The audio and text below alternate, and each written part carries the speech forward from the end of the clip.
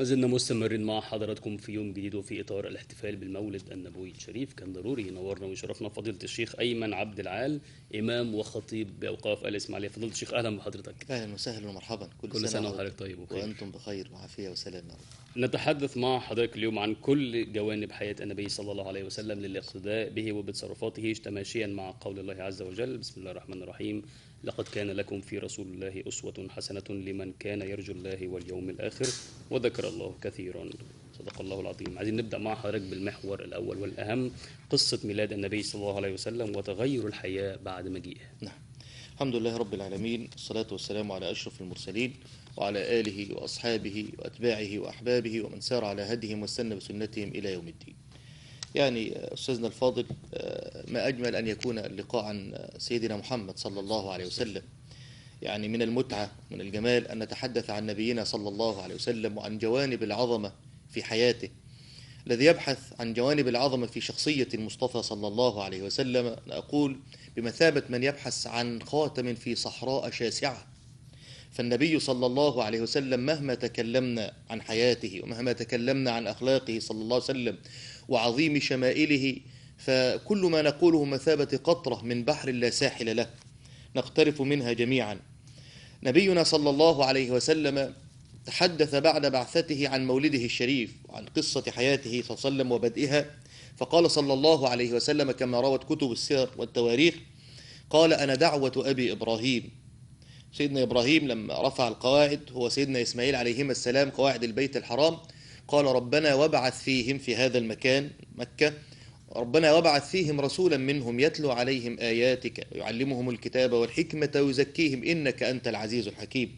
فدعا سيدنا إبراهيم أن يبعث الله عز وجل في هذا المكان نبيا يبلغ دين الله سبحانه وتعالى، فكانت الاستجابة لنبينا صلى الله عليه وسلم. سيدنا النبي يقول كده: أنا دعوة أبي إبراهيم وبشرى أخي عيسى قومه، لما بشر بنا سيدنا محمد صلى الله عليه وسلم كما جاء في القرآن. ثم قال: ورؤيا أمي حين رأت ولادتي يوم ولدت سيدة آمنة، لما ولدت رأت أنه خرج منها نور أضاءت له قصور الشام. هذا النور الذي نزل مع المصطفى صلى الله عليه وسلم.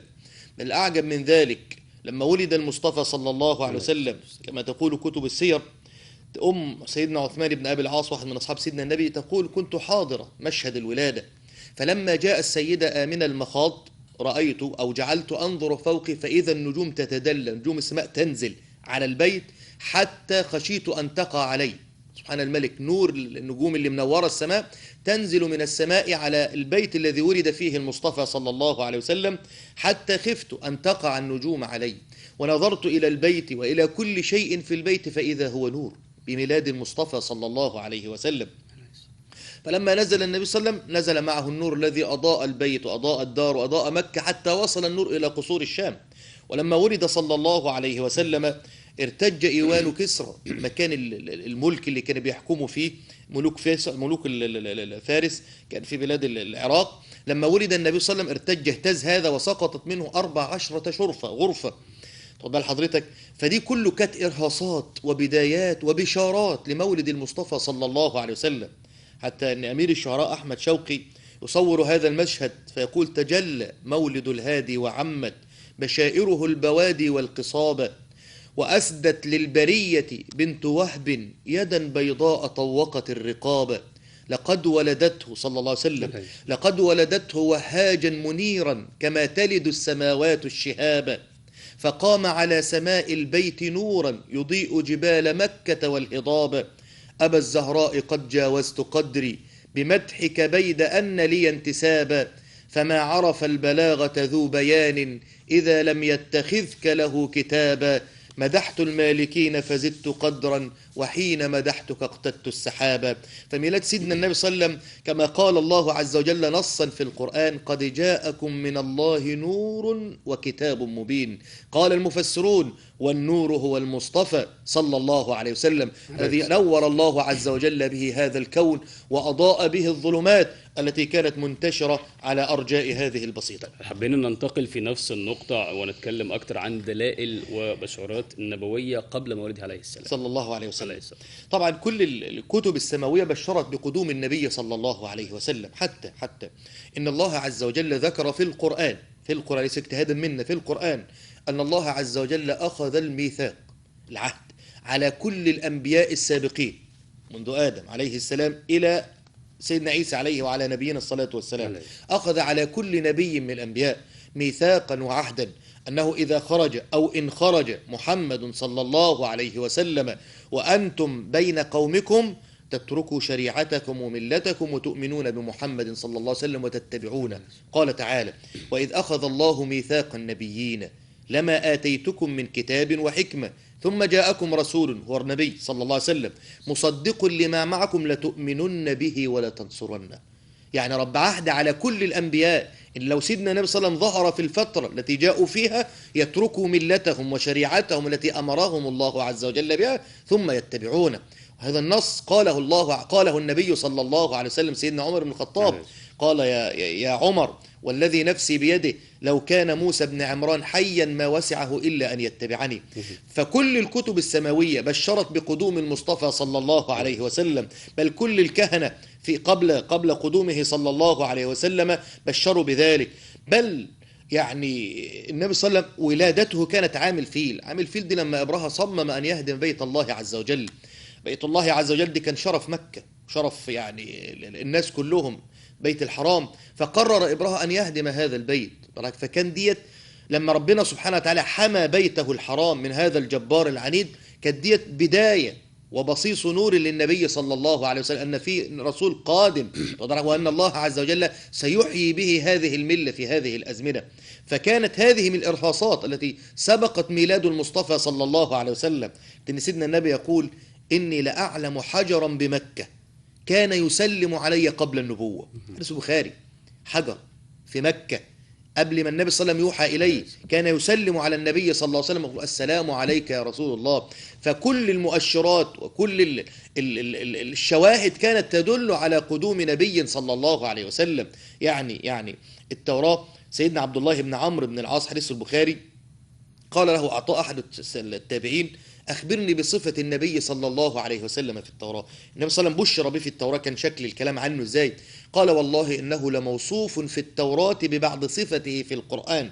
قال الله عز وجل: يا أيها النبي إنا أرسلناك شاهدا ومبشرا ونذيرا وحرزا للأميين. الكلام ده ربنا قاله في التوراة سبحانه وتعالى، وحرزا للأميين، أنت عبدي ورسولي سميتك المتوكل. شو بقى صفات سيدنا النبي صلى الله عليه وسلم التي نشرت من قبل أن يأتي، أخلاقه صلى الله عليه وسلم التي مدحه الله عز وجل بها في الكتب السابقة وفي القرآن.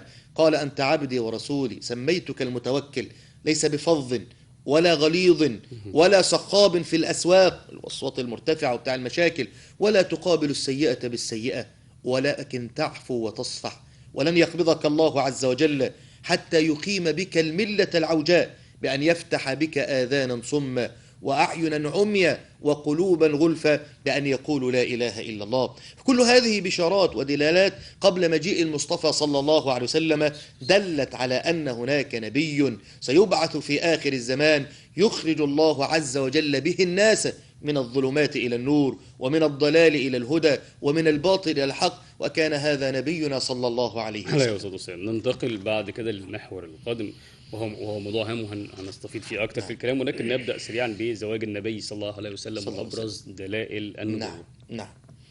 صلى الله عليه وسلم تزوج قبل بعثته صلى الله عليه وسلم بأمنا أم المؤمنين خديجة رضي الله عنها وأرضاها. وكان لهذا الزواج قصة لابد للناس أن يعرفوها. اشتهر النبي صلى الله عليه وسلم بين الناس، بين أهل مكة، بأخلاقه صلى الله عليه وسلم وكريم صفاته، اشتهر بذلك.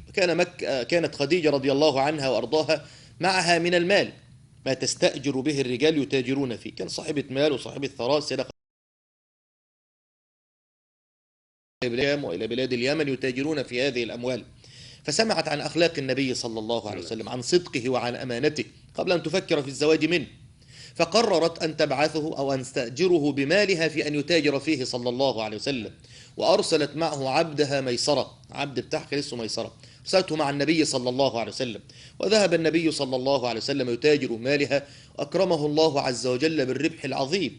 والإنسان لما يكون صادق في بيعه وشرائه ربنا بيبارك، زي ما سيدنا النبي قال: البيعان بالخيار ما لم يتفرقا فإن صدقا وبينا بورك لهما في بيعهما. الإنسان لما يصدق ويبين العيب بتاع السلعة ربنا يبارك في هذا البيع سبحانه وتعالى، وإن كذب وكتم محقت بركة بيعهما.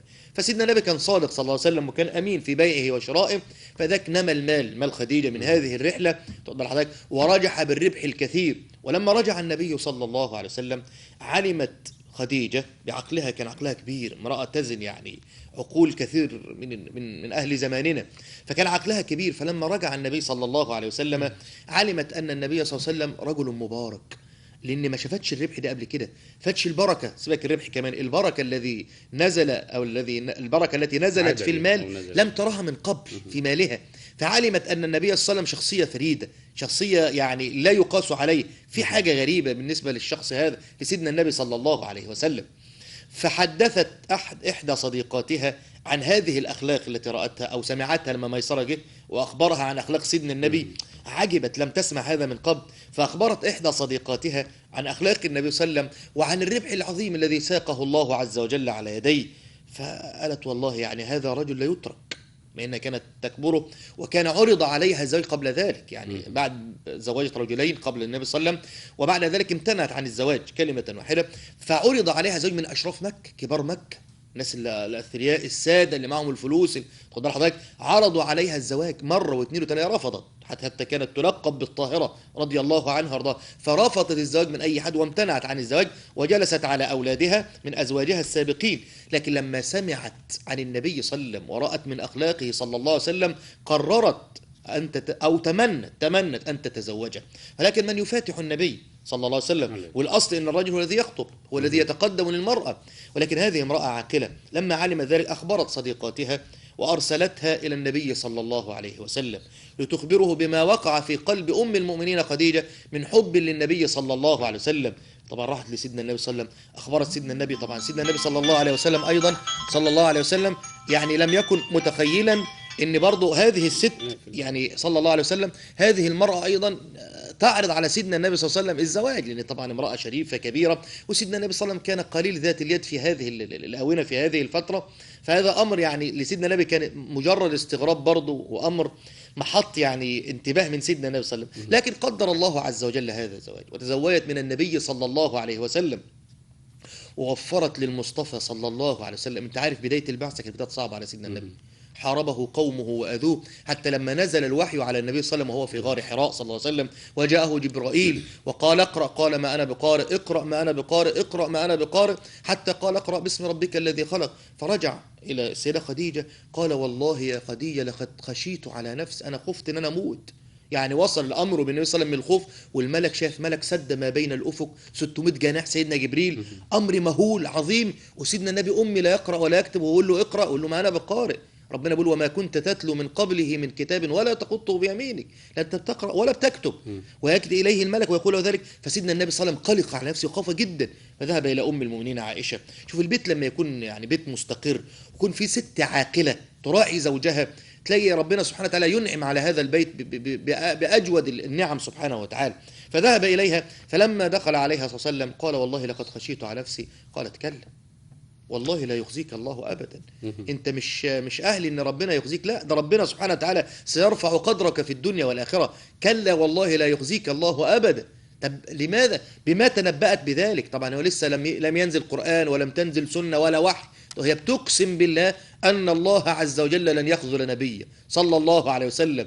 قالت: إنك لتصل الرحم وتحمل الكلة وتكسب المعدوم وتقري الضيف وتعين على نوائب الدهر. طبعا لو أي حد من النساء الثاني الأخريات طبعا تسمع الكلام، ألا ما الذي حدث لك؟ ممكن تقاوم الدنيا ولا تقعدها، لكن هذه امرأة عاقلة امتصت الهموم اللي عند سيدنا النبي صلى الله عليه وسلم، ثم أخذته وذهبت به إلى ورقة ابن عمها، ورقة ابن نوفل. فطبعا تحدث مع النبي صلى الله عليه وسلم وطمأن سيدنا النبي صلى الله عليه وسلم. هنستكمل حديثنا مع حضرتك، لكن نطلع بس الفاصل قصير نرفع أذان الظهر ونرجع تاني مع حضراتكم، خليكم معنا.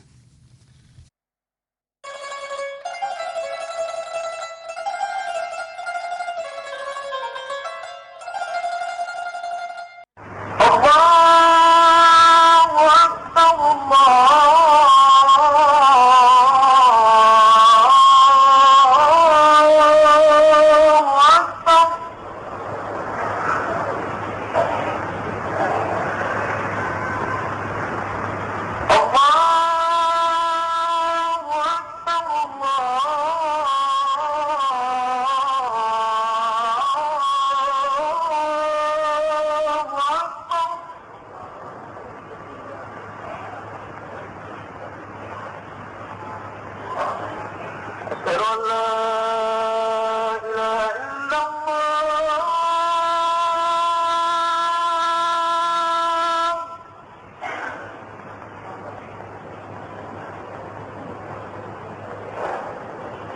أشهد أن لا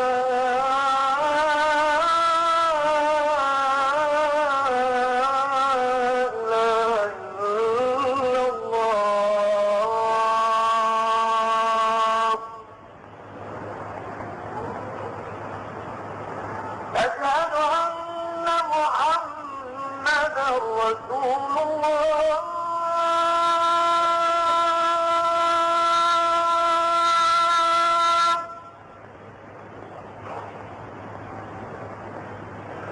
أشهد أن محمدا رسول الله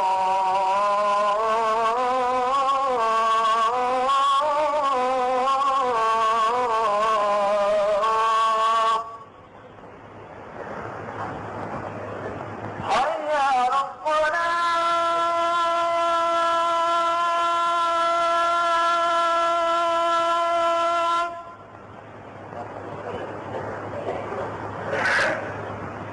حي على الصلاة حي على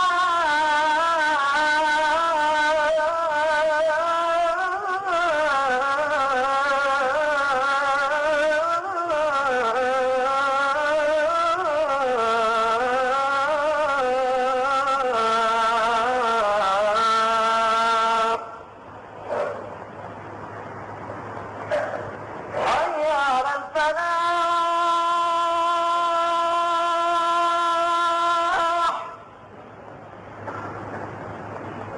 حي على الفلاح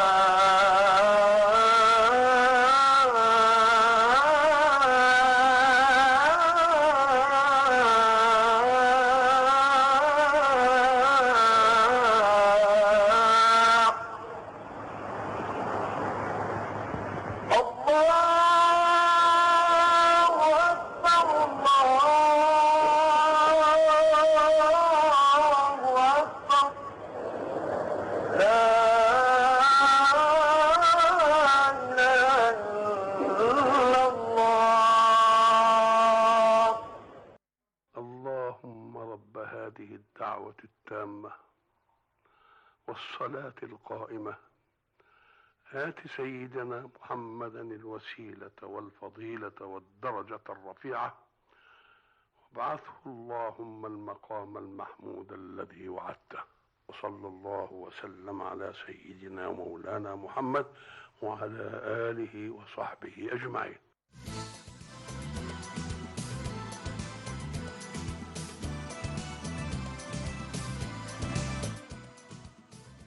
ما زلنا مستمرين مع حضراتكم في يوم جديد، وما زال بيشرفني وينورني فضيلة الشيخ أيمن عبد العال، إمام وخطيب بأوقاف الإسماعيلية، وبنتحدث معه عن كل جوانب حياة النبي صلى الله عليه وسلم للاقتداء به وبتصرفاته. فضيلة الشيخ أهلا بحضرتك مرة ثانية. أهلا وسهلا.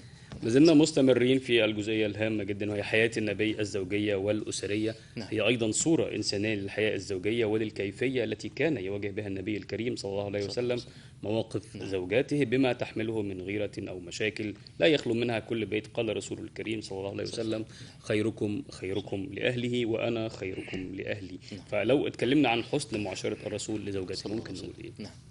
يعني الحمد لله والصلاة والسلام على رسول الله وعلى آله وصحبه وآله.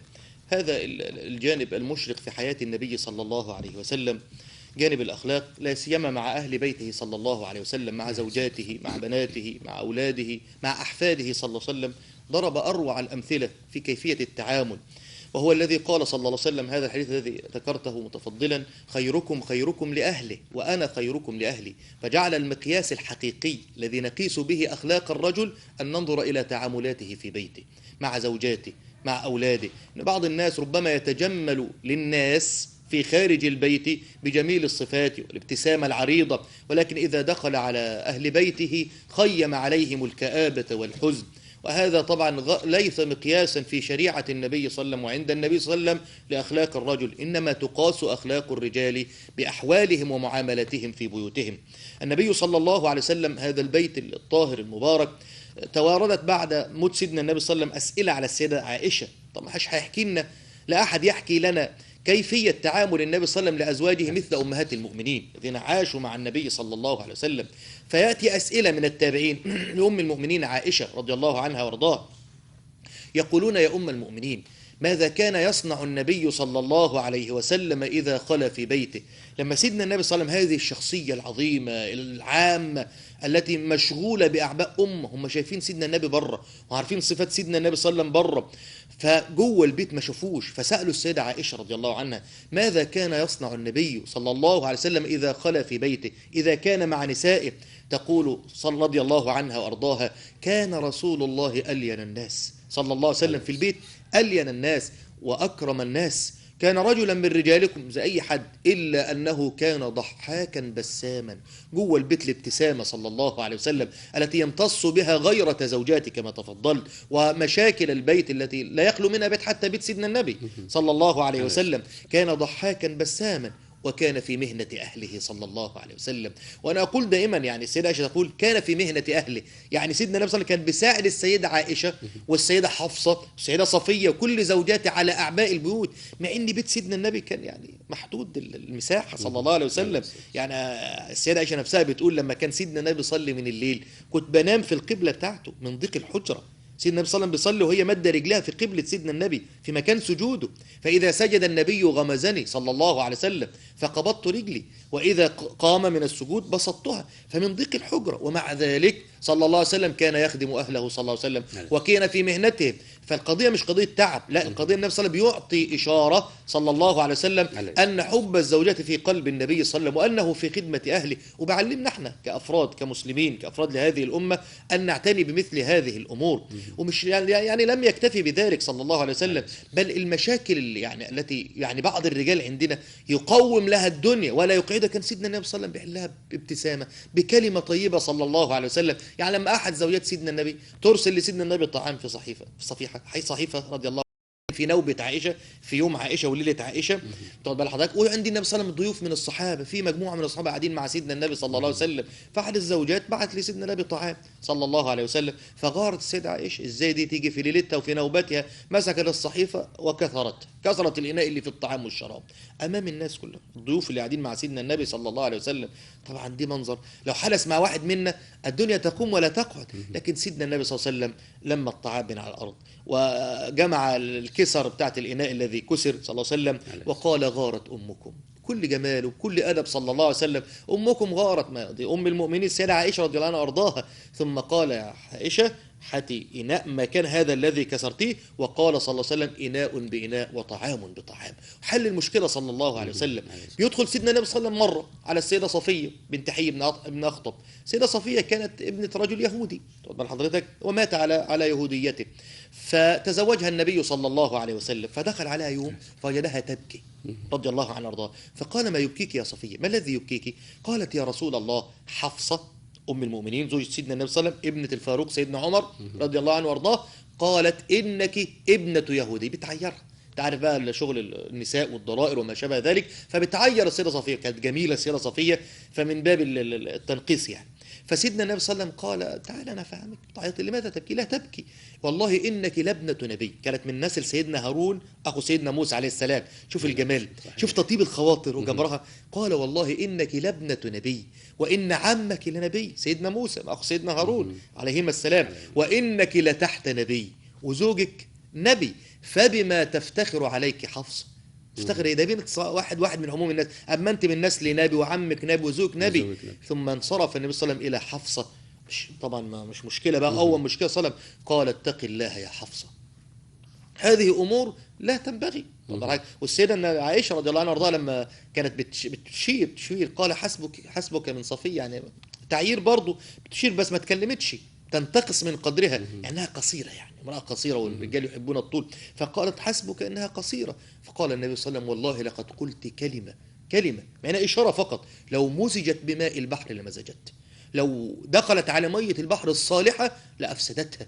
فكان سيدنا النبي صلى الله عليه وسلم يعالج هذه المشاكل صلى الله عليه وسلم، ودي مش مع نساء، وكان مع بناته صلى الله عليه وسلم، وكان مع أحفاده صلى الله عليه وسلم. يعني قصص سيدنا النبي صلى الله عليه وسلم مع السيدة فاطمة وأم كلثوم ورقية، يعني أحوال عظيمة جدا. يعني السيدة فاطمة رضي الله عنها وارضاها ابنة النبي، بضعة النبي صلى الله عليه وسلم، لكن لما تدخل على سيدنا النبي وهي ابنته بعد أن تزوج. لما تيجي زيارة لسيدنا النبي صلى الله عليه وسلم في وجود نساء سيدنا النبي معاه صلى الله عليه وسلم، يقوم النبي لها من مجلسه، وهو صلى الله عليه وسلم يعني هو من تقوم له الدنيا، يقوم من مجلسه تقديرا لابنته صلى الله عليه وسلم، ويأخذ بيده سيدة فاطمة، يأخذ بيدها صلى الله عليه وسلم ويقبلها بين عينيها ويجلسها في مجلسه صلى الله عليه وسلم احتراما وتقديرا. كانت هي بالفعل هكذا، إذا ذهب إليها النبي صلى الله عليه وسلم كانت تقوم له وتأخذ بيده وتقبله صلى الله عليه وسلم وتجلسه في مجلسها رضي الله عنها وارضاها. فكان في تقدير، في حب متبادل بين الوالد العظيم وبين السيدة العظيمة السيدة فاطمة وغيرها من بنات النبي صلى الله عليه وسلم ومن أحفاد النبي. برضو المجال يطول. كان فضيلة برضو الشيخ إذا في نفس هذا الإطار، ولكن هو سؤال هام جدا، الأسس التي علمنا إياها رسولنا الكريم والتي تقوم عليها الحياة الزوجية فما نعم. هي؟ ربنا سبحانه وتعالى تكلم عن هذا في القرآن، وسيدنا النبي ترجمه في حياته العملية صلى الله عليه وسلم. ربنا سبحانه وتعالى بيقول: ومن آياته أن خلق لكم من أنفسكم أزواجا لتسكنوا إليها. بص اللفظ القرآني، مش قال لتسكنوا عندها. لو لتسكنوا عندها يبقى هنقعد مع بعض في بيته بتاع، قال لتسكنوا إليها، أي تسكن في قلبها وهي تسكن في قلبك، وجعل بينكم مودة ورحمة. ودي الأسسين العظيمين التي تقوم عليهما الزوجية، المودة اللي هو الحب والرحمة. يعني رجل جاء لسيدنا عمر بن الخطاب رضي الله عنه وارضاه، فبيستشير سيدنا عمر في طلاق زوجته، فبسأله: ليه؟ ما السبب؟ طلق زوجتك لماذا؟ قال: لا أحبها. قال: يا مسكين، وهل كل البيوت تبنى على الحب؟ ألم يقل الله عز وجل مودة ورحمة؟ طب لو فقد البند الأول المودة تحبهاش، تبقى الرحمة. ارحمها يا أخي من أجل أولادها، من أجل الحياة التي عاشتها معك، وهي كذلك إذا فكرت في أن تقلع زوجها أو ما شابه ذلك فكري في أيام حلوة كانت موجودة، لأن المودة بتكون موجودة أيام الشباب وأيام القوة. لما يكبر في السن بتنعدم هذه المودة، فربنا قال مودة ورحمة سبحانه وتعالى. فإذا فقدت المودة أو انعدمت المودة اللي هو الحب، تبقى الرحمة بيننا، إنسان يرحم الطرف الآخر. وسيدنا النبي صلى الله عليه وسلم على فكرة طبق هذا النص القرآني صلى الله عليه وسلم في حياته الزوجية. سيدنا النبي صلى الله عليه وسلم تزوج، أنت عارف أزواج سيدنا النبي كلهم ما عدا السيدة عائشة كانوا أرامل، يعني كانوا متزوجين قبل ذلك، وكانوا ممكن يكونوا أكبر منه سنا. يعني السيدة سودة بنت زمعة تزوجها النبي بعد السيدة خديجة على طول، قبل السيدة عائشة. كانت كبيرة في السن، ولما كبرت أكثر حملت اللحم، فكانت يعني جسمها عظيم لا تستطيع الخدمة ولا القيام ولا القعود. فسيدنا النبي صلى الله عليه وسلم حب يعفيها، فأراد النبي أن يطلقها صلى الله عليه وسلم. حس إن هي قعدتها معاه صعبة عليها، فحب إن هو يريحها من هذا الأمر، فأحب أو أراد أن يطلقها صلى الله عليه وسلم. شو بقى الرحمة، جانب الرحمة بقى صلى الله عليه وسلم منه صلى الله عليه وسلم. فوصل إليها الخبر، قالت: يا رسول الله لما تطلقني؟ قال: كبرت في السن وظروفك وأحوالك. فقالت: يا رسول الله بل ابقني حتى، شوف بقى الجمال بقى، حتى أكون زوجتك في الجنة. أنا عايز برضه زي ما أنا أكون أم المؤمن في الدنيا، أكون أم المؤمنين في الجنة، وزي ما أنا رافقتك في الدنيا أرافقك زوجة في الجنة عشان أرفع معاك في المكان اللي هترفع فيه. ولكن يا رسول الله أهب ليلتي لعائشة. حل اهو، انا امراه كبيره في السن، تقول حضرتك مش عايزه هذا النشاط او هذه الليله، فانا الليله بتاعتي اللي من قسمتي اهبها لعائشه رضي الله عنها وارضاها، وابقني على اسمتك لاكون زوجه لك في الجنه. أراد النبي وافق النبي صلى الله عليه وسلم على قولها ومرادها صلى الله عليه وسلم، وطبق جانب الرحمة صلى الله عليه وسلم. فاحنا بيت سيدنا النبي لا بيت كان في مشاكل، لكن الحكيم صلى الله عليه وسلم المؤدب صلى الله عليه وسلم كان يعمل على حل مثل هذه المشاكل صلى الله عليه وسلم. يعني وقع طلاق من سيدنا النبي، لكن طلاق بأدب واحترام. طلق السيدة حفصة سيدنا النبي صلى الله عليه وسلم وراجعها. بعد ذلك جاءه جبريل وقال: يا محمد إن الله يأمرك أن تراجع حفصة، تردها تاني، فإنها صوامة قوامة وإنها زوجتك في الجنة. ده كل حدث للنبي ليه؟ عشان يعلمنا نحن، يبقى نعرف النبي تزوج ازاي، نعرف النبي طلق ازاي، نعرف النبي اختار نساء، يعني كل الأحوال الزوجية التي نمر بها هنلاقي سيدنا النبي لنا نموذج في سيدنا النبي صلى الله عليه وسلم نقتدي به في حياته الزوجية. من وجهة أخرى، شهادات زوجات الرسول الكريم صلى الله عليه وسلم عن صفاته بقى ممكن تكون ازاي؟ لا ده يعني زوجات سيدنا النبي صلى الله عليه وسلم ما رأوا من النبي صلى الله عليه وسلم إلا كل خير صلى الله عليه وسلم. أنا لسه ذاكر لحضرتك كلام السيدة عائشة رضي الله عنها وارضاها، تقول: كان النبي صلى الله عليه وسلم ألين الناس، وكان صلى الله عليه وسلم أكرم الناس. تقول أم المؤمنين، شوف بقى الشهادات العظيمة: ما ضرب رسول الله صلى الله عليه وسلم شيئا بيده قط، لا امرأة ولا خادما. عمر ما سيدنا النبي من كرمه ومن جميل صفاته ومن رجولته. عمر سيدنا النبي ما رفع يده على امرأة من نسائه قط. هذه ليست شيم الرجال. تقول ما ضرب النبي صلى الله عليه وسلم بيده شيئا قط، لا امرأة ولا خادما، إلا أن يجاهد في سبيل الله صلى الله عليه الشيخ وسلم. أنا عايز أشكر شكرا جزيلا، شرفتنا ونورتنا، وشكرا حضرتك، كل سنة وحضرتك طيب وبخير، وانت استفدنا بصحة من وجود حضرتك وسلامة. معانا. الله يبارك في حضرتك. شكرا لحضرتك فضيلة الشيخ أيمن عبد العال، إمام وخطيب أوقاف الإسماعيلية، نورتنا وشرفتنا. الله يبارك في حضرتك. كل سنة وحضرتك طيب وبخير. خلونا نطلع لفاصل ونرجع تاني، خليكم معانا.